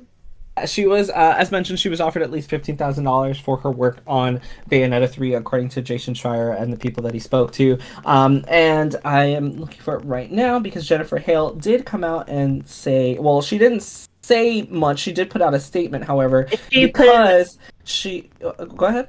Oh, she put out a quick statement saying she can't talk about it because she's under NDA. However, please be aware that there are other people working on this title as well too. It took a team of hard workers to finish this title, something along those lines. I think Jerel might have found the statement by now. I would hope. No. I mean, you've done a great job at paraphrasing it, so I don't have to read it. Yes, that's essentially what she said. She can't say much because she's under NDA. But however, please. She also did go on to mention that anyone who knows her personality and knows that this is something that's very dear to her, because there were also people that were bringing up the fact that she had in a book she posted that you should not take over other characters that have been parts of franchises as a voice actor as well. So people were trying to use that against her. However, once again, she did mention she's under an NDA and there are things that she can't talk about. But what I specifically wanted to talk about, and you guys can expand if you'd like, but what I specifically wanted to talk about was what this conversation brings up. And what that brings up is voice actors, unions, and how underpaid they are. We've had a conversation previously where I learned, thanks to Brandon, that anime voice actors are getting paid absolutely nothing, where the performances that they're doing are making millions of dollars from the product. So when you guys heard the story and you heard the original pitch, I think for me, what surprised me and shocked me the most about this entire story is that I believed that she was only offered $4,000. And the reason that I could believe that she was offered only $4,000 was because I understand that voice acting is such a difficult career choice because they're so often underpaid. And I think that's what happened to a lot of people. It was shocking, but it was believable because we have this notion of voice actors being underpaid a lot of times for the work that they've been able to put in. That's all I will say about the situation. I was going to say it's also very believable because on Twitter people found out that SAG-AFTRA union rates, and so based on what she has said previously and whatnot, I think she said previously in some old Bayonetta video that she did, was that it took her 4 days to record the Bayonetta lines for the first game, and each session is 4 hours. So she said essentially she took 16 hours to record the entire game for the first Bayonetta game. Under union rates, one session is considered 4 hours, and they're paid about $900 something. And so they were like, technically she still has union rates under that. So they're like, it's underpaid for the work she does. However, it's believable because of those is the union rate. You were going to say something, Jerel? I was just going to say, I believe that I had read the math on that after that was released, and the $4,000, I think, would have been like 3 or 4 sessions. I don't remember, but I think 4,000. 3 or 4 sessions. Yeah, which then makes it almost believable because, if you're offering $4,000 for 3 or 4 sessions, and it would have taken her, I think it obviously would have taken her more because, as sequels and prequels go, there's going to be more story and more things to say. But if she could have done it in the same way that she did the first Bayonetta, then yeah, it would be very believable that she would get that amount of money. That's all I was going to say. And then after that, people on Twitter, they found out, well, there are other voice actors who are coming back reprising their roles who are in the same union as Taylor, such as Hale, and I feel some others as well too, like well known, that are in the same union. And so they were like, this is kind of odd. If she was only being offered 4,000 flat, like why would Platinum Games go out to hire Hale, who, yeah, right. Why would they go and hire Hale, who is much more expensive compared to Taylor? There's just a lot of questions, and people, they were like, well, this sounds a bit off, because they're like, well, right now they're using all union voice actors. Why is she saying why is she saying something completely different? Like, there's something more to the story. And so I think some people, they were like withholding judgment, kind of waiting to see. And then over the weekend, things got nasty on Twitter, where people started to sling mud on Hale. People were they were doing like Twitter searches, going through politics. There were some prominent voice actors coming out on Twitter saying, hey, this is not who Jennifer Hale is like. She does her due diligence before taking on roles. More than likely, she wasn't informed of it, or, Taylor might have misunderstood, because, she doesn't have a lot of voice acting credits on her. So maybe she doesn't understand that this is kind of unfortunately, the going rate for voice actors. It wasn't until the Bloomberg article popped out that people were like, and another really interesting thing that I've loved that has come out from this is the open discussion on how much voice actors are getting paid. The voice of Rivali, whose name I can't remember, the voice of Rivali in Breath of the Wild. Yeah. He came out with a tweet, and he mentioned that he did another part, which I also can't remember currently, outside of Breath of the Wild, and he was given royalties for that. So he's made Pikachu. More. Oh, was it? The movie? Yes, action, it was yes. Detective Pikachu. He's made more money from the live-action Detective Pikachu currently than he did for voicing 2 characters in Breath of the Wild, which is so interesting because obviously Nintendo ain't gonna give y'all royalties for these parts. Come on, it's Nintendo. But to me, it's the never most heard of in interesting video games. Yeah, and so to me, the most interesting part about all of this has just been opening up and learning about, what goes into these parts and how much money goes into voice acting. Because, if you're not in a union or if you're not within the industry, we don't know. We just don't know. It's akin to when we found out how much money PlayStation and Xbox are spending to get these games on Game Pass and PlayStation Plus, which is a lot more than I thought they would have been paying, honestly. I had no idea they were spending that much money on getting these in. But yeah, it's just been very eye-opening. I personally don't want to say anything about anybody on this because I don't care. I don't care to say anything. I just want to see Hale's performance as Bayonetta. I think it's very disappointing overall, honestly, not to have Hale there, but to have someone Taylor? replace You mean Taylor? Is what you meant to say. Yeah. No. I don't think it's disappointing to have Hale in Bayonetta. Oh, okay. Yeah, like he's not upset about it. Yeah. Okay. Yes. I'm not upset about having her there because she's a very great prolific voice actress, like her specifically. However, I am saddened by a character that is very iconic, and I have to give, Taylor her due for creating such a iconic character with the voice that she has given Bayonetta. Whether you believe her or not, or whether you like what she's had to say or not, Bayonetta's voice is iconic, and it is a part of the character, 100%. And from Smash Bros to Bayonetta and to Bayonetta 2, and like any promotional stuff we've seen over the years since 2009, she's really developed and created a personality for Bayonetta based on her performance. So it is going to be very sad to not have the character voiced by the same person. However, I'm not sad that it's Jennifer Hale.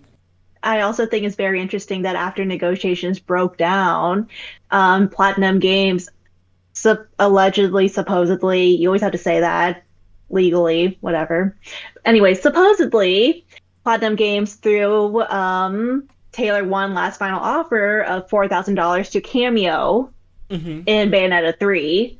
And so people it's been this huge thing and whatnot now. So people are like, well, after the Bloomberg article, everything's in Taylor's court, unfortunately. And if she wants to just prove it, she can just.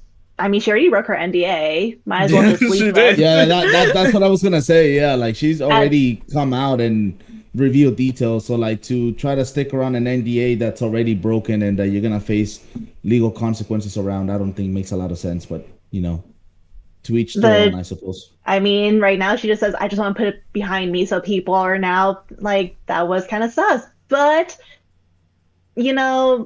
I just hope that this continues the discussion that VAs are pretty much underpaid for all the work that they do. And even their union under union rates, it's still not the greatest either. There could still be more movement there.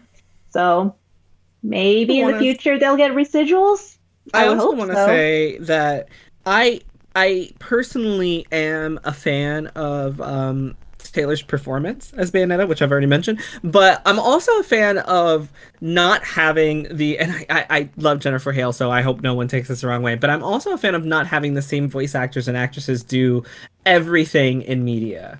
And Jennifer Hale is very popular, and there's a reason she's popular. It's because she's really, really good at her job. But sometimes giving new breath to a character means finding someone outside of that. And of course, she had to audition, and she got the part because she was so good at her audition. So this is not a slight against her. However, it is, it's kind of one of those things where it's like, oh my God, I wish more people had more opportunities to voice more characters instead of picking, the same people. However, I understand that you do want to pick someone who is proven their worth for a title like Bayonetta 3. So it's sad. But yeah, Brandon or George, anything you guys want to say on this story? Yeah, I got a few things to say about this story because I've been following it pretty closely. Yeah, I saw the first message when it came out on Sunday. I watched the whole tweet, and the whole thing was my exact thought after I had read all 3 parts of this story was, I gotta process this, because it was a swirl of emotions to find out about this, because obviously, it brought up the point of the pay disparity in voice actors. Like I mentioned last podcast, anime voice actors get it the worst, to the point where Joe Zija, the guy who voices Claude Von Regan, doesn't do anime anymore because the pay is awful. So he only does video games and some animated shows. But also you can damage your vocal cord as well, too. Yeah, that too. Yeah, you get paid trash and you'll break your voice. Yeah, and then after that, you're pretty much out of work. Anyway, getting back to no, so when I watched stories and I had molded it, this is my mindset before the Jason Schreier article and Bloomberg article came out. My mindset about the whole thing before we got that information was simply that obviously it was horrible what they did to Helena 10. Again, pre-Bloomberg article, it was horrible what they did, that they lowballed her this badly, and it is what was 100%. Obviously, wasn't her legal right, but it was her moral right to speak out against that injustice, to slide against her, and encourage people to boycott the game because of the injustice that she felt she felt slighted, and so she made that impassioned message as a result of that. But I have 2 issues with that. One, the more of a minor issue, is the fact that because she wasn't able to reprise her role for good reason, again, as far as we knew at the time. That she was telling people what to do with their money, and that's something I'm honestly never a fan of. People dictating how people spend their money, to donate the money to charity instead of playing a game. I've just never been a fan of that, because people have to make that decision for themselves. And again, it's a team of people that making this game, and that of course would affect them negatively. But the second one, which is the way more pressing issue in my opinion, was that in that video, she basically, the reason why people are attacking Jennifer Hale was because Helena Taylor basically accused her of being a backstabber in that video. And I took major offense to that, because even before Jennifer Hale made that statement, her work and her camaraderie she has with other voice actors speak for herself, that she's not that kind of person that would just go behind the scenes and just backstab someone and just take their role. Moreover, and I'm just gonna be quite clear about this. No actor, voice actor or otherwise, owns their character. The character is owned by the one that creates that character.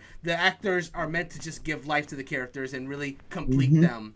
So for her to be so bold as to suggest that she owns Bayonetta, no one else can be Bayonetta, was what made me very upset, if I'm being quite frank, that Jennifer Hale is a backstabber and that she has no right to take this character.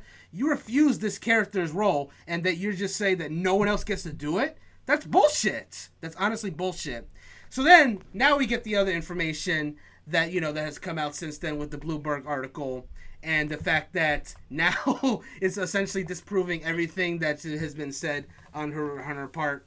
And the most unfortunate thing about all of this is because now we have this very, very real issue about pay disparity when it comes to voice actors. That is a real issue. But now so many people are going to ignore and sidestep this issue because now it's based on a false premise, potentially. And that's the worst part about it, because it's a conversation that does need to happen. There are some voice actors that are getting really fucked in this industry, and it really needs to be addressed. But now people are just going to point to this issue that someone may or may not have lied about this whole situation, and it's just going to derail the conversation. I know there's a lot of people out there that are trying to make sure it stays on track, that make sure that people are still talking about it, because it is something that needs to be talked about. But when you build something upon a lie, it's going to crumble like a tower of cards, unfortunate to say. And that's another unfortunate thing about it. So this is based on two premises. One, that regardless of how Helena Taylor, whether or not she was telling the truth or not, that she's accusing someone of being a backstabber and taking a character that's hers. Again, don't agree with that at all. And the fact that this false pretense is what's causing this conversation is going to make it crumble. It's a very unfortunate situation, and it's caused a lot of people to, question whether or not... Now Bayonetta 3 has become a murky thing. I think ultimately it's going to do better because now more people are talking about it than ever before. This kind of press is just going to, I think, ultimately going to make the game so well. Let's look at Sword and Shield. People were talking about boycotting that game because we didn't get that National Dex. It's the best-selling game in the franchise. So Bayonetta... Well, technically, isn't this, in the top 10 of Amazon? It actually broke the top 10 of Amazon just because of Taylor's videos and then other stuff. So we're already seeing it. So we've already seen it. The attention is now on Bayonetta 3 more than all the marketing that has been done in the last few years by both Platinum Games and Nintendo, for better or for worse. And that's just... It's unfortunate, but that's kind of where the situation is going. I get inflamed when people say that because I did the role, no one else gets to. That's the thing that the current voice actress for Ash dealt with that for many years, harassment for years, because of statements that Veronica Taylor, the original voice actress for Ash, made. She's never said anything negative towards the current voice actress, to be clear, but Veronica Taylor has suggested many times that she is the one and only Ash. And that has, of course, unfortunately given criticism to Sarah Natsuo-Cheney, who currently voiced Ash, who has now, at this point, been doing it almost twice as long as Veronica Taylor, by the way. So, I don't like when we have these active rivalries. They're all trying to, work and make these characters come to life. They should not be coming after each other just because, it's business. It's never she got recasted and someone else. That was not a decision that she made. She auditioned for a role and she took it. So she should congratulate her, and she does. But also suggesting that she should still be her. It's not right. Granted, I think Platinum. Granted, I was going to say I think Platinum didn't really tell Hale the full story either. So Hale was kind of in murky waters as well too. So. Mm-hmm. I think the one thing I didn't like about the video was her essentially attacking Hale, or Taylor essentially attacking Hale in a way. This was a very this felt like a pretty direct attack, honestly. And a lot of people, I know that there were some people on the internet, they didn't really like that, so then they just wanted to hold back and kind of wait and see what happens. I know that for me personally, there were still lots of questions, especially when, that Taylor is in the same union as Hale and others, that during that entire conversation, she really did not mention anything about her union. And I assume that for union members, for any kind of pay disputes and whatnot, or for contract disputes, you would have to go to your union first. Is that something that you usually do? Is that you go to your union first to handle all Yes, that? you would. Essentially, yes, you would go to your union to handle it for you. So I there's just some things that it was more of like, let's wait and see what happens first and foremost, which you're like, well, for me personally, I was like, historically, the video game voice acting pay is horrible, whatnot. We've already covered that. So I was like, it's believable that, yeah, they would offer her 4,000 for that, which I was of two thoughts, and I did discuss this with Jerel, I think over the weekend. One, they purposely lowballed her because they didn't want her back. Or that there was something misunderstood along the way that we did not know. Can confirm that is what she said. That is what Kristie said.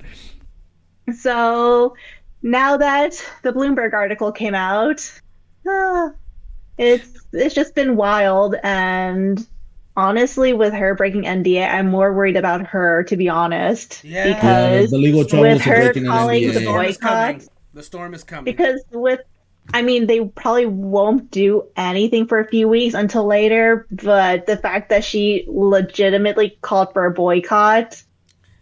Yeah, that broke NDA and trying to besmirch the game. Like like the fact that it's in the top 10 for Amazon, I think she's gonna be safe, to be honest. All right, but George, go ahead. I'm gonna let you go ahead and say your piece, and then I have to respond to Brandon, and then we're gonna end it. Right. So I think just a couple of points from you. So for one, the fact that she decides to approach this by criticizing a fellow voice actor instead of just addressing the issue at hand, which is I'm not getting paid, I think speaks volumes about the person in general, and just the way that they approach situations and the way that she decided to handle this. It could have been just a matter of, look, I'm getting underpaid. I feel like I should be getting paid more. So let me go get the bag. But don't go and try to bring down someone else who, is a little more prestigious in the field. Trying to kind of justify the point that, hey, like, I'm the only one that should be doing this because I've been entitled to it for 2 titles. Like Brandon said, I don't think that anyone is really going to be guaranteed a character for you to voice act. The same thing happened with Mortal Kombat when the voice actor for Scorpio got cut off. And there was like a little bit of an uprising from the voice actor saying, hey, like, why? I wasn't even notified that I got cut off and someone else is going to voice Scorpio. And there was a little bit of a turmoil there, but at the end of the day, Mortal Kombat 11 ended up moving copies, So in general, I think these kinds of issues just help with bringing traffic over to a title. I don't think that people are going to boycott something just because they're told to do so. So I think I concur with Brandon on the initiative that, hey, the way she handled the whole situation was not to her favor. And 2, which is the thing that has been already generalized, but hey, breaking an NDA is not light. The fact that she came out and kind of talked about this breaking NDA guide protocol is, regardless of whether the title does good or not, I feel like that would be her main concern, is how do you handle the legal storm that's coming your way? Because breaking an NDA is taken very seriously, and especially in U.S. territory. So I think if I was her, I would be more concerned about how do you handle the legal action that is most likely going to be coming your way. If there's already a union, like you said, Jerel, you go to your union and you kind of try to address the issue with them because they're technically the representative that goes and talks with the company that is hiring you to do the job. And where I work at, it's the same thing, with the diesel workers union, where you would go to your union representative and have them address this, as a sort of thing. So I think those are my only 2 pointers on this. Honestly, I don't think it'll change much with Bayonetta 3. Okay. So I wasn't gonna say any of this, but because you guys have brought up those specific points about her video, I will now say all the things I was not gonna say. The reason I didn't want to say any of this, no, it's fine. It's fine. The reason I didn't want to say any of this is because there are still 2 sides to the story, and we have, even though Taylor presented her side, technically there's 3. Sure. Even though Taylor presented her side. No, you're right. Even though Taylor presented her side, I think that because people are so upset with her and what she said, they're not really seeing her point of view. And so now I'm going to talk about how I can see her point of view, which is if I put myself in her shoes, I've done the audition and I've been voicing this character since 2009, I will be a little upset and a little inflamed to understand that I have been replaced by someone that I know is going to be paid more money than I would have, even though I helped create this character. Now, does she own the character? No. Is she the reason that Bayonetta is the way Bayonetta is? Partially, yes. She did bring that character to life, so you cannot take that away from her. Number one. Number two, I will tell a very quick story about, there was, I don't remember the name of the movie, but there was a movie where this black woman was being approached to be a part of this film. They lowballed her for the amount of money that they were offering her. She turned down that offer. They then went to someone else, another black actress. She called the original actress, who she knew was a part of that movie, asked her what happened. That actress said, hey, they lowballed me. I can't take this. I literally cannot, take this because it's not a fair deal. And you know what that next actress did? She also turned it down. And she called her other friends, who she knew they would ask, and they all also turned it down. And do you know what happened at the end of that story? The original actress, who they lowballed, then got paid what she asked for because they all worked together to get her that job. Now, if I am Taylor, and I have been doing this for this many years, everyone knows that I've been doing this for this many years. And also, I don't want to discredit her, because even though she has not been doing voice acting, she has been in theater. She does have her accolades. So you can't just say that just because she's not a voice actress, she doesn't have, any type of reputation, because she does. Even if it's not in even if it's not in the video game industry. I mean, she goes on and lists her, her education, her pedigree, which is worth is going to be worth a lot of money. Yeah. She has the credit for that. Right. So you can't say that she's not prestigious enough to have this role, period, because she's already had the role.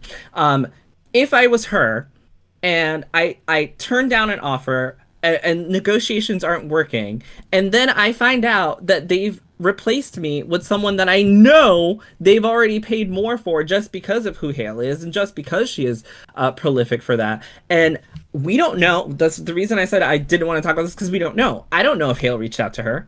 I have no idea. You guys don't know. None of us know. And we won't know. If Jennifer Hale did not reach out to her and she found out that she was being replaced by someone that everyone else says, oh yeah, she's really nice, we know her, she's really wonderful, she would never do this. If I'm Taylor, why did she do this to me? This could have been a very different situation. They could have worked together to get Taylor more money for the offer. She could have contacted her and been like, okay, I've been contacted about this part. I know that you've been playing this part since 2009. What happened? Why is it that you're not accepting this role? And we don't know what Platinum said. Like Kristie mentioned, it could have been a misunderstanding. Platinum could have easily told Jennifer Hale that there was rumors going around that it was they told her that it was scheduling conflicts. Did Jennifer Hale reach out to Platinum?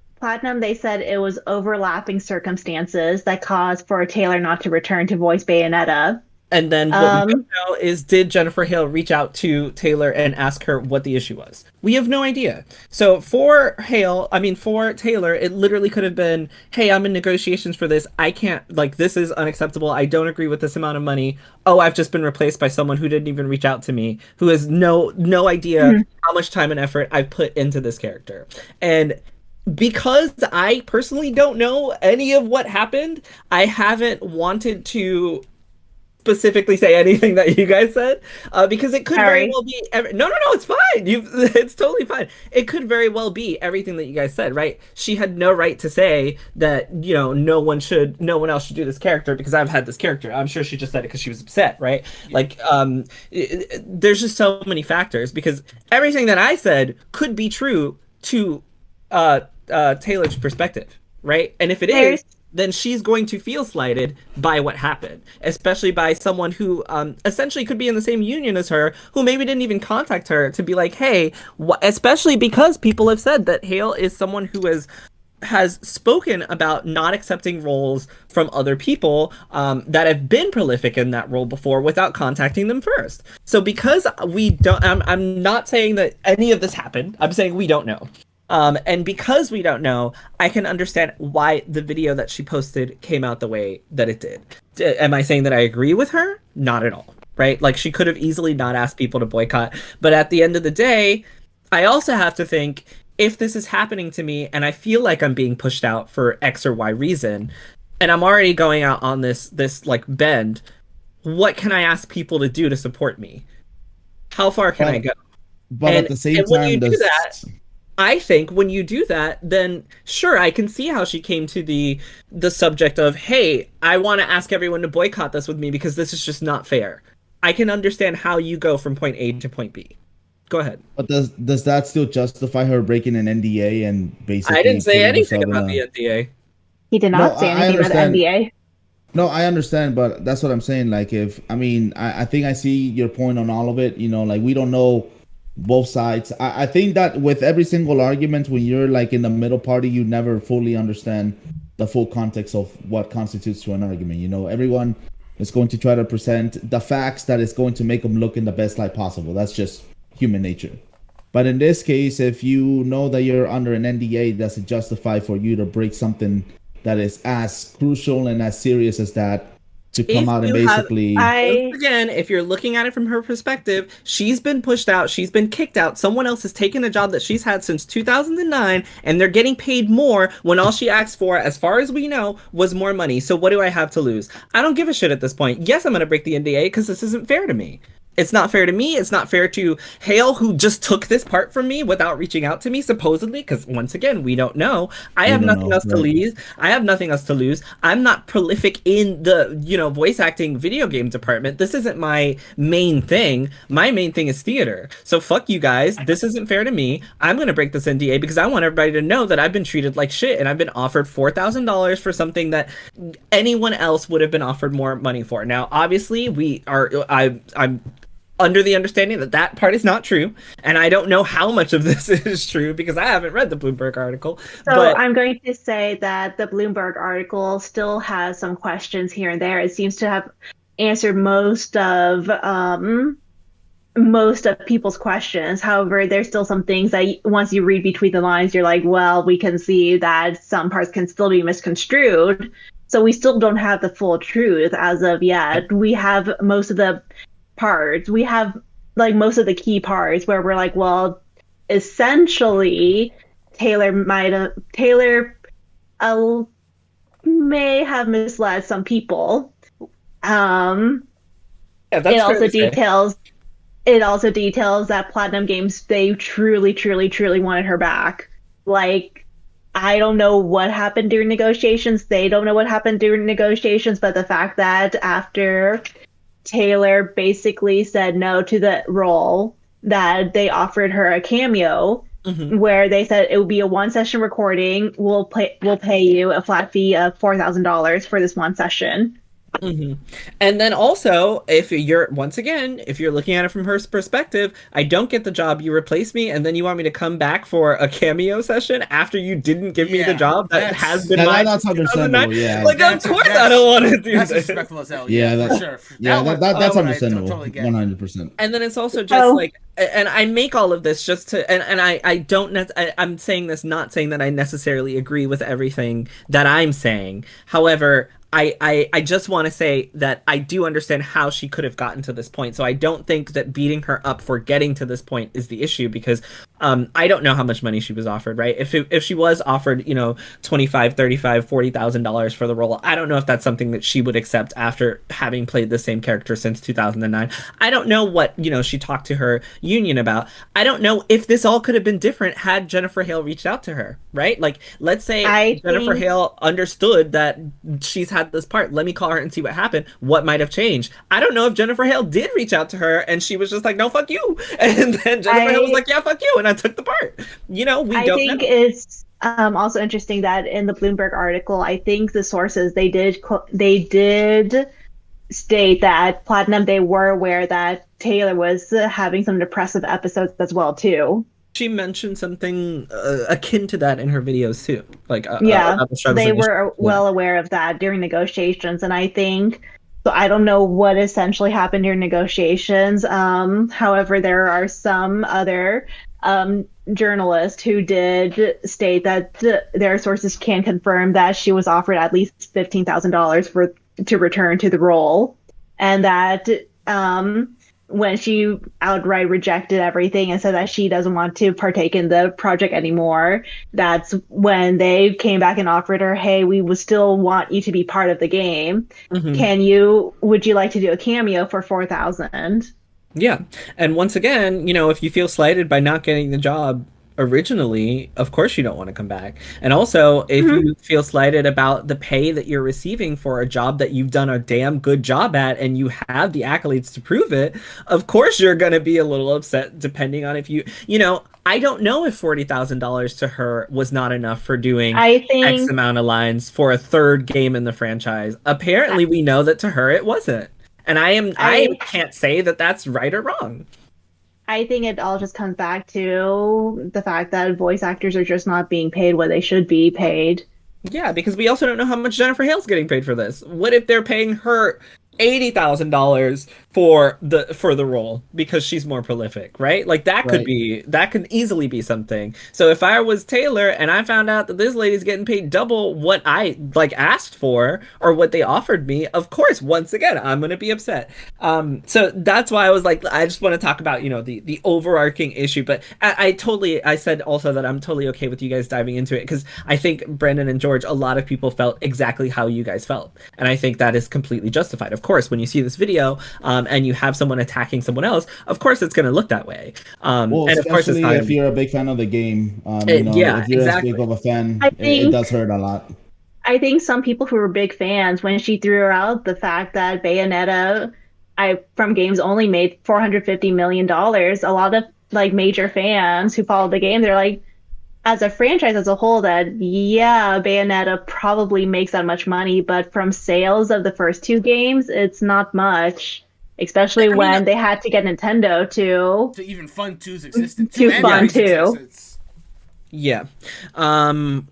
But it's time for us. It's the witching hour. There we go. That's a good one. That's a very good one. It's very season appropriate, I must say. And Bayonetta appropriate. Ooh. Yes. I didn't even think about that aspect. Honestly, that's where I thought. I was like, oh, wow, what a great Bayonetta. I guess that means we're going to hit the climax. That's a reference for you Bayonetta fans. And yeah, with that, I think we're going to go ahead and wrap this bad boy up. It's been a wonderful time, a little bit long, but wonderful time. Thank you, Brandon. Thank you, Kristie. Thank you, George. And George, before we go, can you tell the listeners where they can find you at? Sure. All my social media is at McMuffins23. So Instagram, TikTok, YouTube, Twitter, McMuffins23. The only one that's different is the Twitter, where it has an underscore at the end because someone took my name and they're not even active on the platform. Wow. Y'all see how he said somebody took his name? Yeah. Do you know who he is right now? He or she, I don't know, but no. I mean you. Does everyone know who you are right now? Somebody took your name. It was your name and your name only. Someone took my name. Wow. He was just talking crap about Taylor, and now he's like, it was mine. No one can have it. Wow. I'm breaking the NDA. Here we go. No. So those are all my socials. My Twitch is McMuffins23. If you guys would like to go and check out the content. We go live Mondays, Wednesdays, and Thursdays generally, although we do switch around here and there based on need. But that's where you guys can find me at. And thanks for having me, guys. This was an absolutely fun and productive conversation, honestly. Oh, great. You answered my next question. I was just going to ask, how you felt about being on the podcast, but I see you had a good time. I'm happy to hear it. Yeah, this was a good time, because I like talking about these kinds of things and diving into detail. So thanks for having me, guys. No, thank you so much for coming. I like talking about the opposite thing that everybody's talking about because it holds for great conversation. So double down. Exactly. Right. And with that, we are out of here. So good night, everybody. Bye-bye. Good night, chat. Good night, everyone.